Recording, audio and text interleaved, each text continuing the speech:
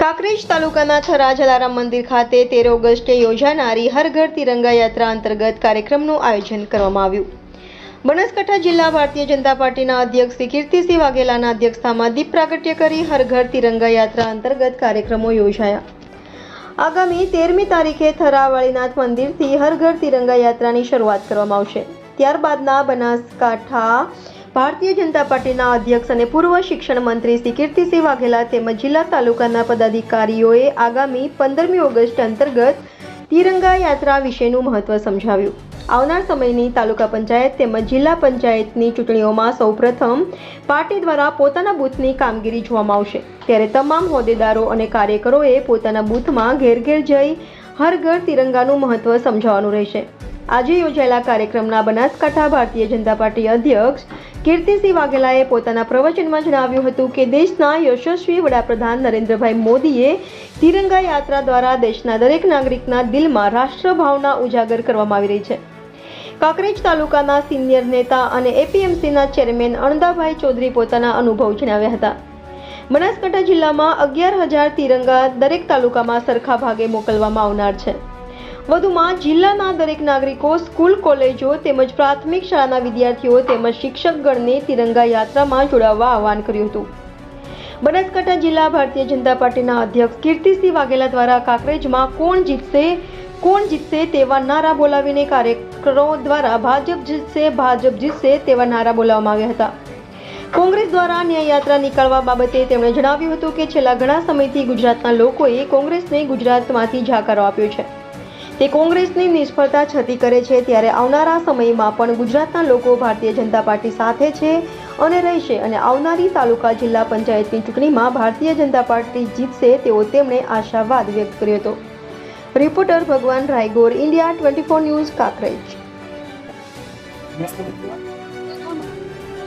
Bharatiya Janata party દ્વારા સમગ્ર દેશના યશસ્વી વડાપ્રધાન શ્રી નરેન્દ્રભાઈ મોદી સાહેબ દ્વારા આગામી 15મી ઓગસ્ટે જે રાષ્ટ્રીય પર્વની ઉજવણી થવાની છે, રાષ્ટ્રીય પર્વની ઉજવણી સમગ્ર દેશના લોકો એમાં જોડાય.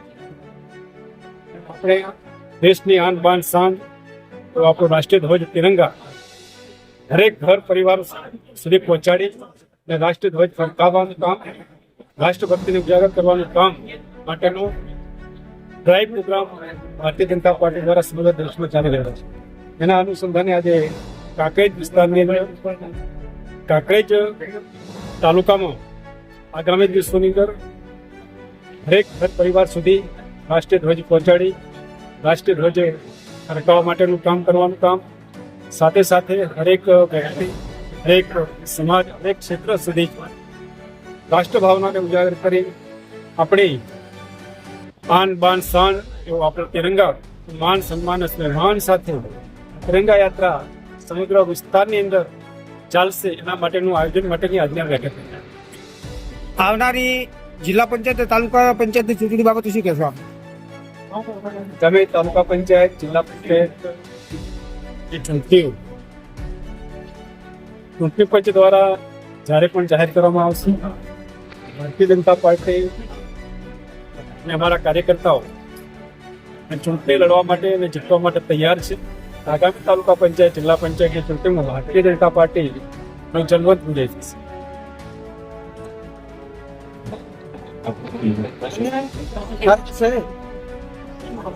સંયુક્ત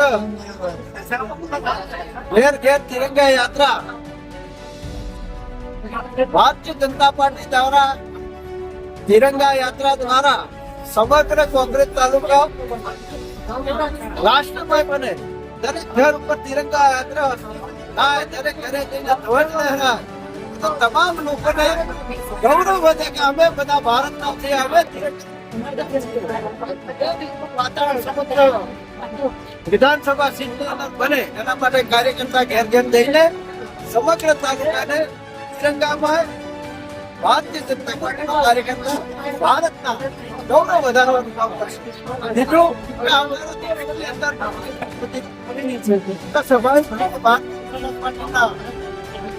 કાર્યકર્તાઓ ભેગા મળે ઉત્સાહ હોય કે એના વિશે પણ બધા દિવસોની અંદર જિલ્લા પંચાયત તાલુકા પંચાયતની ચૂંટણીઓમાં પણ આ ભારતીય જનતા પાર્ટીના કાર્યકર્તાઓ ખૂબ સારી મહેનત કરી અને જિલ્લા પંચાયતની સીટો થઈ છે જીતશે અને તાલુકા પંચાયત ભારતીય જનતા પાર્ટી બનાવવા માટે કામે લાગશે એવી મને આશા છે અને આ વખતે 100% ભારતીય જનતા પાર્ટી જીતવાની.